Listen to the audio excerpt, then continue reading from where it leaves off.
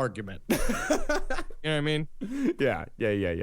But that does tell you how easy it was for kids to just, trust an older man. Yeah. I mean, at some point... that's the person I least trust is an older man. We know that now, but back then, that was the guy you trusted. So on January 11th, 1989, he lured Tatiana Raiskova, 16, to a vacant apartment. He stabbed her in the mouth and strangled her. And this was the only time that he killed inside. Every other murder was out in the woods, so he could just leave the body there. But in this case, he had to dispose of it. So he hacked the body into pieces, cut off her head, both of her legs, wrapped all the body parts in her clothes, put the bundle down in the cellar while he cleaned up the apartment upstairs. Right. After he mopped it all up, he took a sled from out in front of the building and dragged the body to a railroad crossing. Of course, the sled came stuck, and in just classic serial killer fashion, along comes a friendly stranger to help him unstick it. And is like, oh my God, this is heavy. Yeah, there's a girl in it. That is funny. You smile, it looks like a crocodile. It's so funny because also people sometimes say snapping turtle. Do you want to be friend? So after the man left, Andre stuffed the bundle into some large pipes, and the remains were found 9 days later. Okay. There's so many body-shaped pipes in Russia. Yeah. So after investigators found this body, they knew for a fact that it was the railways. Everything. The railways were the key to this entire operation. So the Russian police began a stakeout. As many as 600 plainclothes officers were on the case at one time. So some of them had to lie in pits that they dug along the side of the road and cover them up with...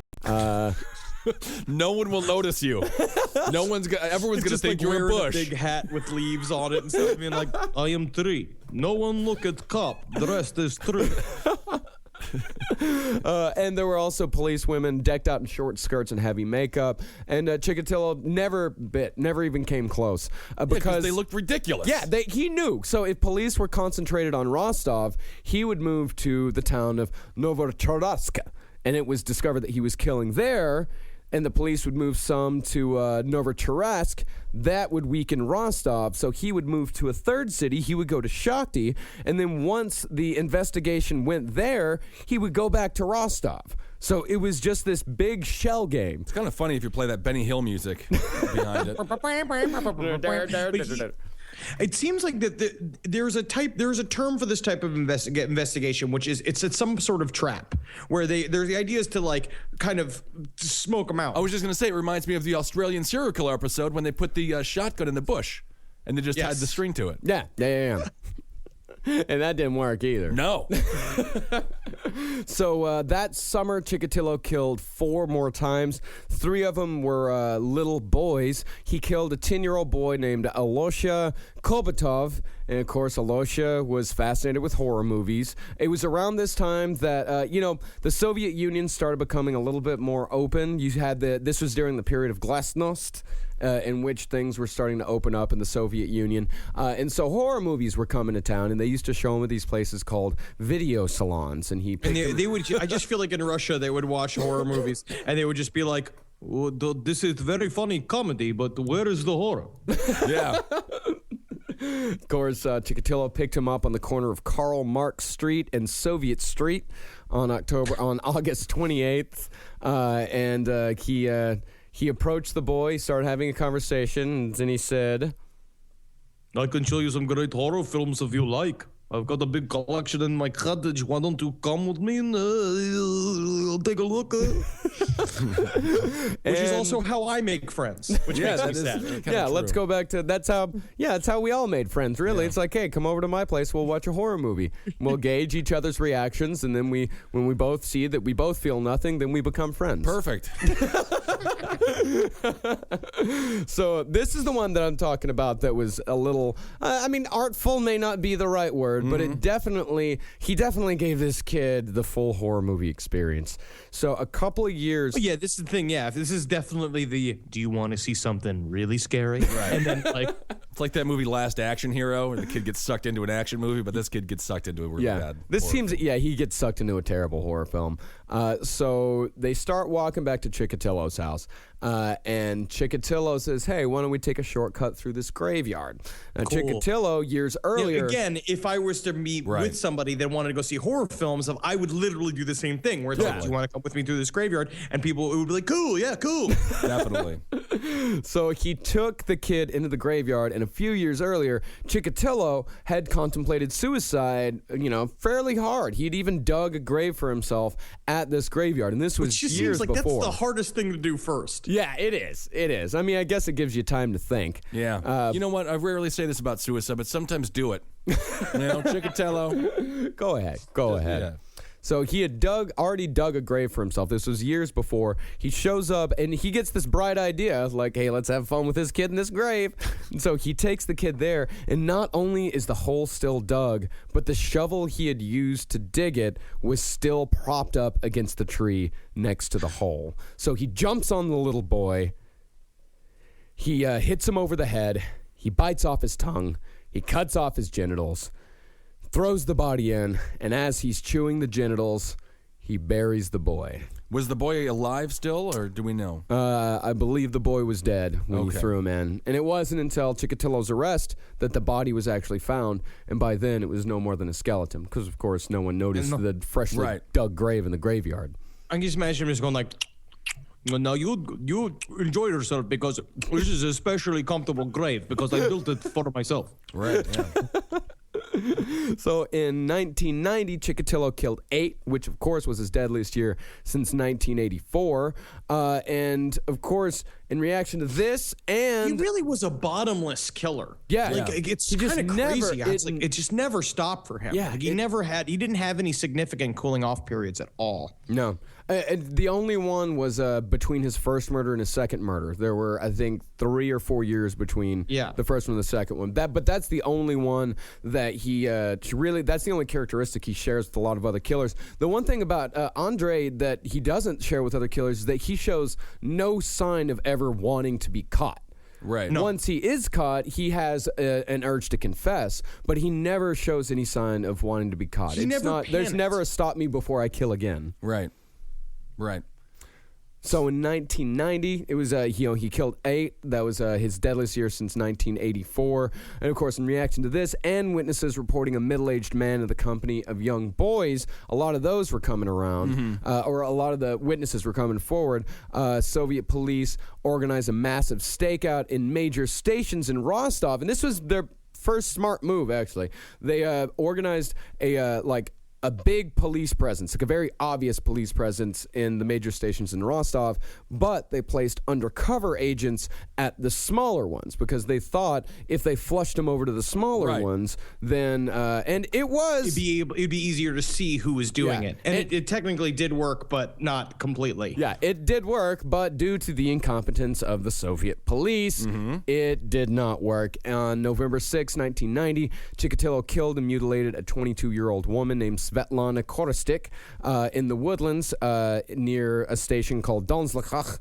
And while leaving the crime scene, as he came out of the woods, covered in leaves and grass stains and dirt, a policeman saw Chikatilo approach a well and start washing his hands and face. He had Which was like literally just a well that had a sign that was like 4 murderers. Yep. And he had a red smear on his face. His finger was bandaged. There was a cut on his hand. And the officer, of course, he looked a little suspicious, but he thought that, a popular pastime in Russia, which we talked about before, is gathering wild mushrooms. People love gathering wild mushrooms. They were video games, so that's the problem. But of course, but Chikatilo, he wasn't dressed like a forest scavenger. He was dressed like a normal dude. Like he had on his, his jacket and his tie. Right. And he had a nylon sports bag, which you couldn't really, that's not good for carrying mushrooms. Is it possible the police officer thought he was another undercover police officer playing the bush? Was he on bush duty? Wait, are you on bush duty, bro? Duh. You're on kill little girl duty. Crazy. Duh. So the policeman stopped Chikatilo, checked his papers, but he had no real reason to arrest him. So he let Chikatilo go. went back to the office, filed a report, and then put it among a card catalog that.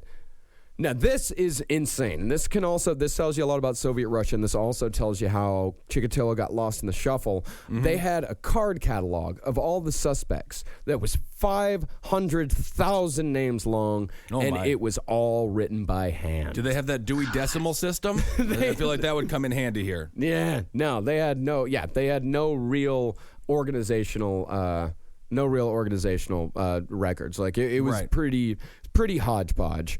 And so they found the body of the woman that Chikatilo had killed that night on November 13th. She was the 36th known victim linked to the manhunt. So as far as the police were concerned, there were 36 victims of the serial killer, but they didn't know that there was actually about 14 more than that they still had no idea about. So at this point, they weren't taking him seriously yet. No. Just a 36. I mean, who cares? That's it. Yeah, they were like, 36. Once he gets up to like 70, then we'll really start putting heat on him. You know what I mean? Because at this point, it's just helping us conserve as much. We only have so many buckets of soup for everybody. Right. So the more the people that are gone, the better. So police, of course, they looked over all of the people that had been stopped over the last week, and they found the report that the police officer at the station had filed, and they saw the name Andrei Chikatilo. But Andrei Chikatilo had showed up more than other names. He'd showed up a few times. He'd showed up way back in 1978 with that first murder. He showed up in 1982 with that spate of 8 there, and they had actually brought him in, and that was when they took the test that cleared him at the time. And everybody hated him. Nobody liked him. Anytime they talked to anybody about him, they're like, yeah, he's probably a boy killer. I'm not really sure, but I mean, as far as I know, at least he doesn't drink vodka. Yeah. And they're like, well, doesn't drink vodka?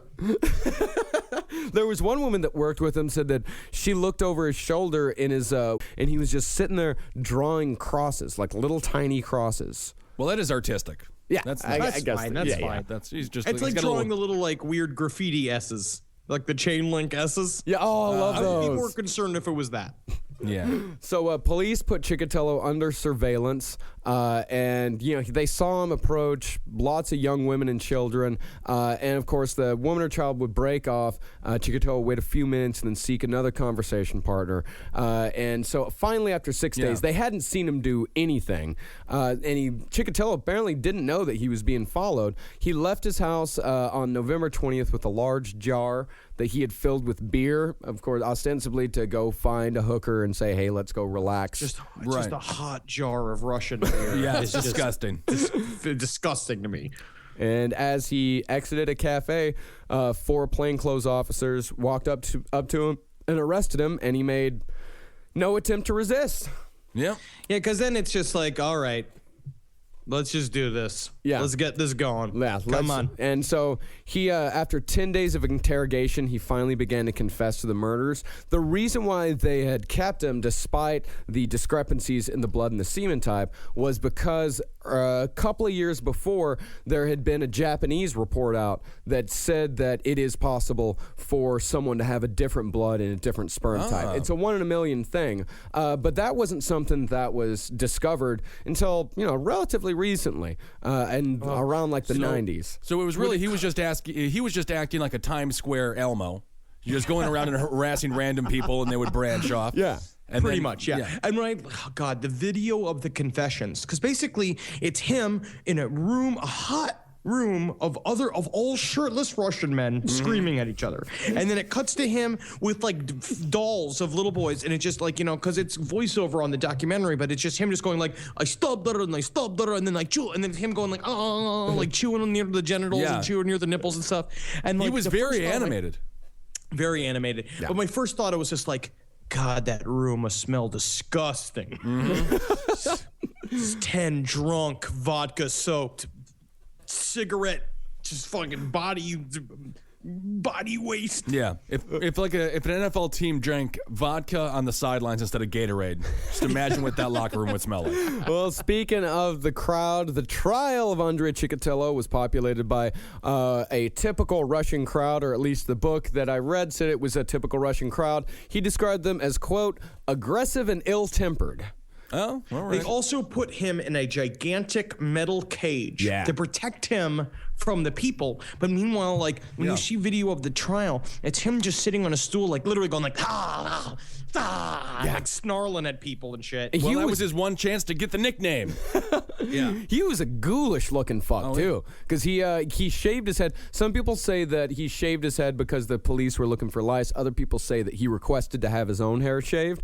And so this great, because if you look at his mugshots, I mean, he definitely looks creepy, but he also does look like Russian grandfather. Yes, You he could does. see He it. just got bad hair. He's got that wispy, weird, like gray hair, and he's got that like deep, like I don't know what it is. It's a communist stubble. Yeah. That he has. Yeah. But he shaved his head for the trial, and he looked like an absolute monster. Yeah. Everyone's seen pictures of Chikatilo's trial. And why is he wearing a Hawaiian shirt most of the I don't know. He was cutting loose. He was having fun. One must have a hint of color. Have you seen the Birdcage? That's a funny movie. Anyway, I chewed nipples off because it's fun to chew.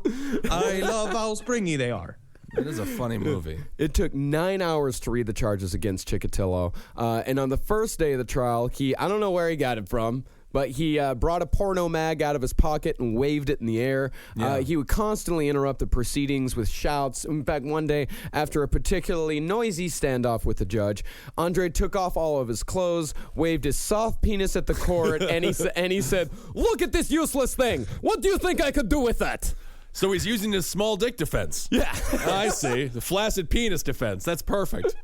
It's very interesting, like, because they really let him express a lot during this trial, because there's also a theory that that's why he was trying to do this activity to bump up like being considered insane. Right. Yeah, and also just prolong the amount of time between, his trial and his soon-to-come death. Right. I mean, that's him at his most comfortable. And, they still put people in those behind the cell walls today, or behind the, Yeah, the cages. the cages today. But Yeah. that's probably the most comfortable he's been all day.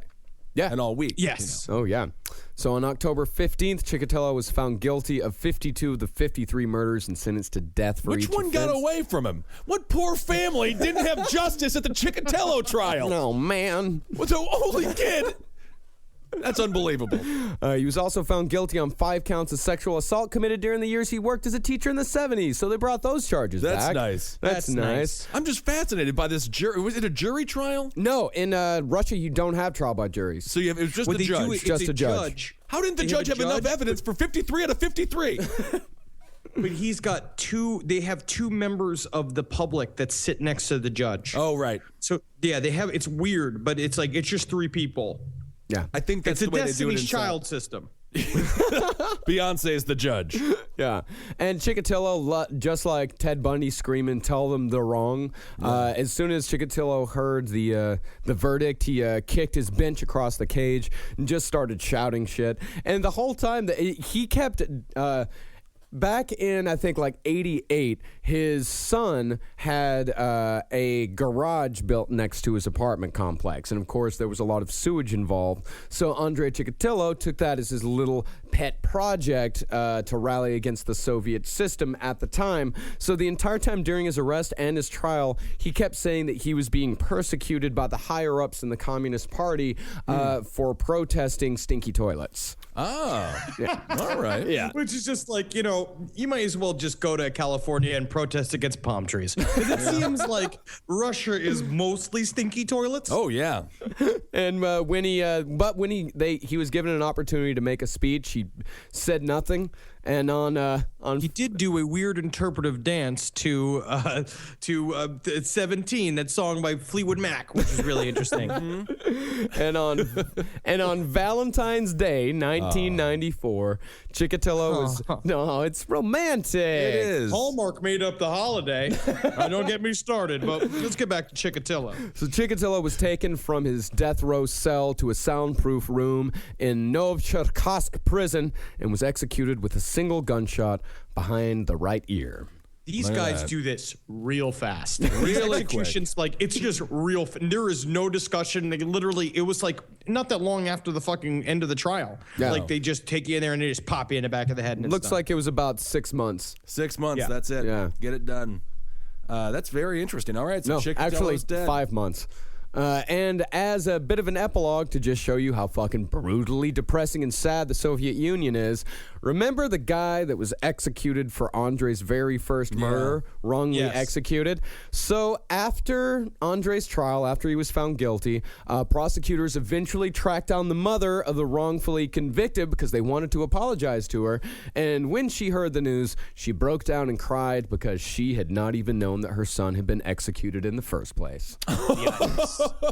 Yeah, because it just seems like maybe he sent her a letter, and like because the post office is mostly run by like stray dogs with letters tied to them, that like she didn't get the letters until like a week ago. Right. Well, this is why you don't apologize for anything, because maybe somebody doesn't even think you did something wrong. Yeah. Yeah, he was sending postcards from his vodka tasting like trip that he was taking through Siberia. I mean, this woman, as far as she knew, her son was just an asshole that hadn't talked to her in 20 years.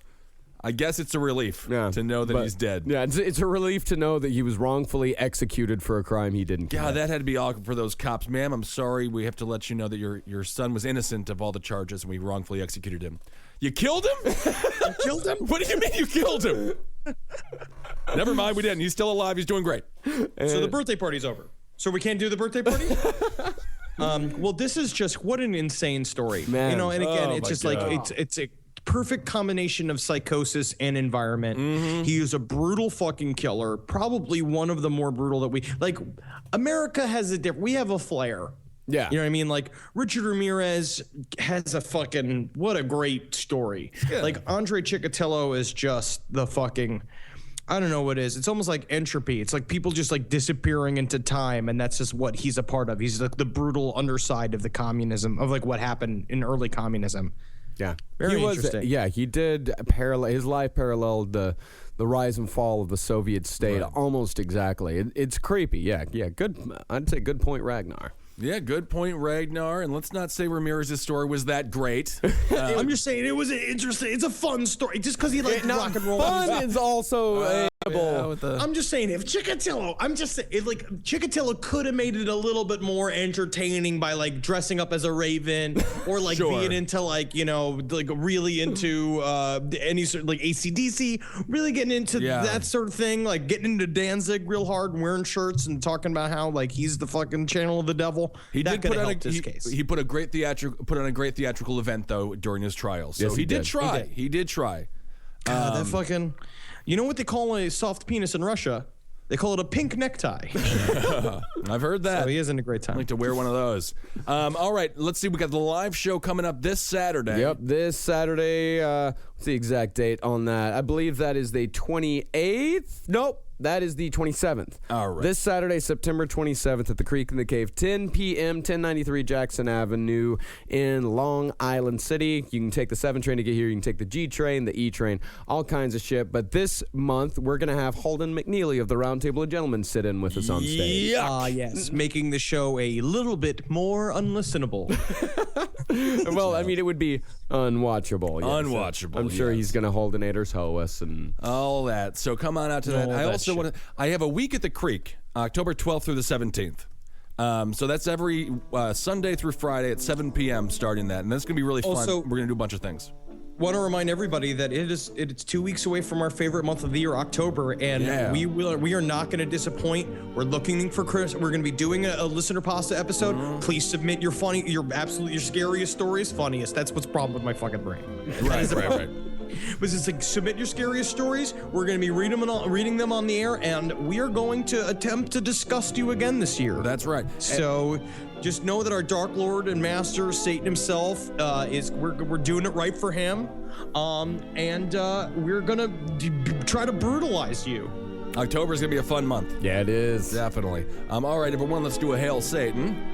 And Hail Satan. Heil It feels so Gain. good to say it. Everybody gets so weird when I say it to them out here. I'm having one. I'm having one. All right.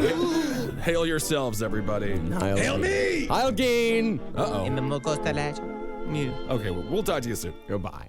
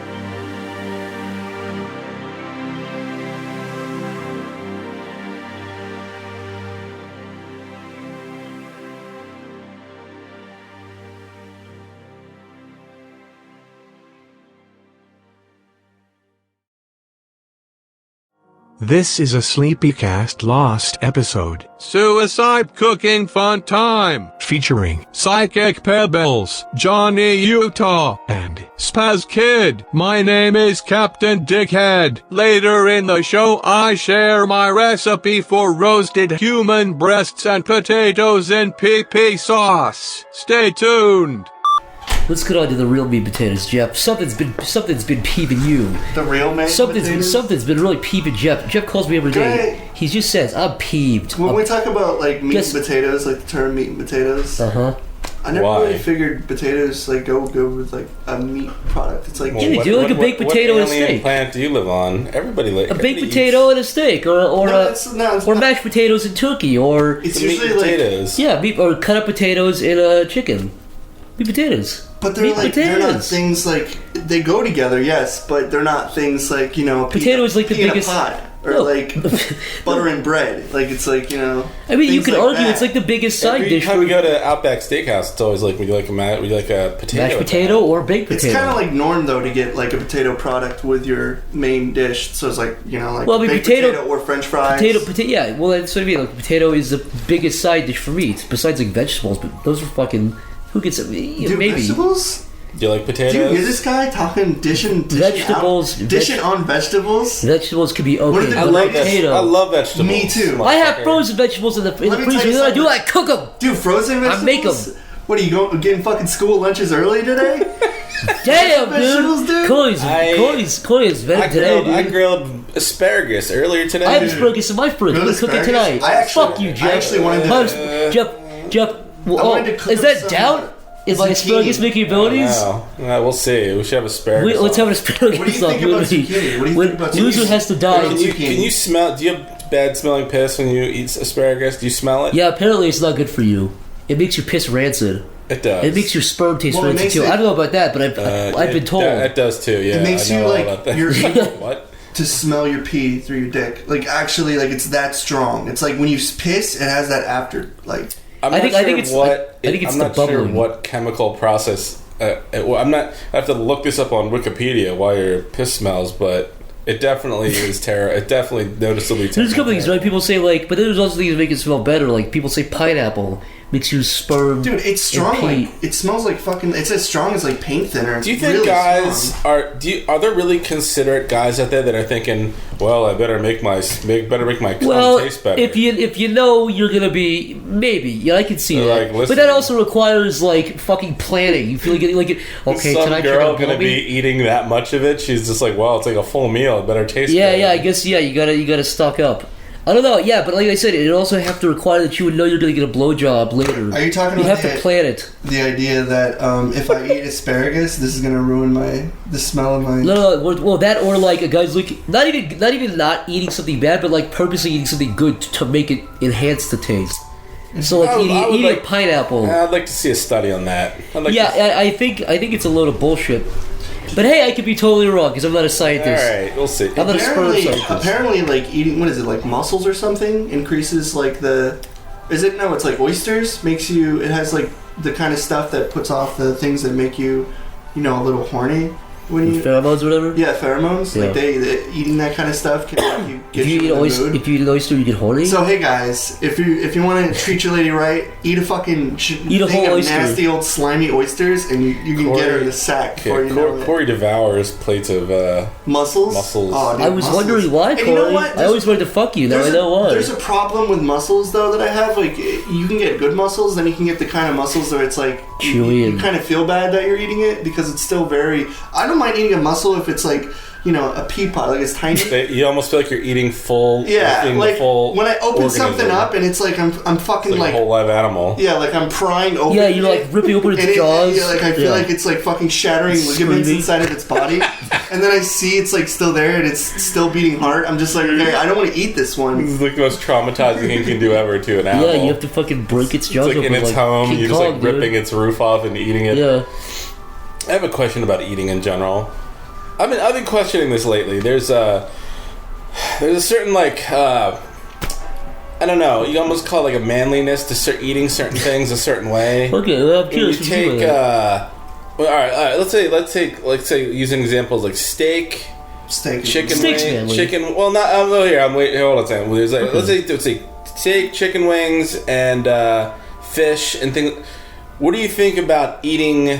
What do you think of people like Corey and Mick who polish? It doesn't matter what's attached to the steak. Like, we'll get it to the bone like a any dog. gristle, any kind of fat, any kind of Look, tendons, ligaments. Like they just eat it all. They don't care. I think it comes down. I'm a bit picky when it comes to that. I am too. I don't think that's wrong. I mean, look, When fat and stuff. Like if I get like a piece of steak fat or something, or whatever. I'm not the kind of guy who's getting down to the bone. I'll eat the good parts. I might even eat a little bit over the good parts. I might eat something that's a little gross. I think it's how you were raised. Like for me, I was raised more in a sense where when I got a steak or when I got a chicken wings, I usually got like 4 or 6 of them, and that's all I would get. So I would make do with what I had, and I kind of. Through the process of that, I would end up eating all of it so I could get more. At the same time, though, there becomes a point where, like I said, maybe I'll eat like a little bit of the gross stuff just so I feel like, okay, at least I'm whatever. There's still meat on every part of that. Like, there's still meat on the but the ratio cartilage. goes up at that point. It's like 80% fucking cartilage and like 20% But it's meat. still it's still meat. Like it's like when you eat it. The only thing I won't do though is that when you get like those crab legs, those like things that still have the arms and stuff connected to it. I won't eat the like open fucking pore that like the leg is connected to. Oh, the big yellow part. Yeah, because it looks like they fucking dipped it in the toilet and then threw it in the fucking buffet section. What do you think of tendons? When you go to like I'm not a fan. When we go to the pho place, the Vietnamese place, and they have a pho bowl and they pack it with tendon. It's like their most quote unquote most popular dish. What's tendon?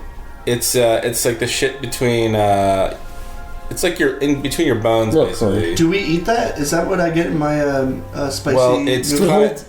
it looks like gelatinous but kind of chewy. It's almost like strings. They call them almost like natural bodily gummy bears in a way. Ew, dude. But it's gross. I think it's gross. I'm not a fan of it. I know what you're think it's a talking cultural about, thing. I'm not a. But they throw in huge chunks of it into the pho. I'm not a fan of a lot of fat. Like for instance, when you eat a steak, there's kind of like a point where there's just too much fat. Like if half the fucking steak looks like it's like if on a scale it's just like here's 30% meat and the other half is fat. That's disgusting. I can only, but if it's like if you cook steak, a medium rare steak, and like the top corners are a little juicy, like fat. A little bit of fat. I'll eat a little bit of fat. Like if it's a little, like if it's like a tiny piece. Well, it's different too because like with chicken, it's like the first thing I want to eat is like the fattening fucking like skin on the outside and stuff. Here's a controversial What do statement. you mean the skin on the outside? Like on a chicken, a rotisserie chicken, the skin is always like has the best like seasoning and stuff. Let's get racist. All right, let's get racist. Why do black people? Oh, here we go. Like their steaks well done?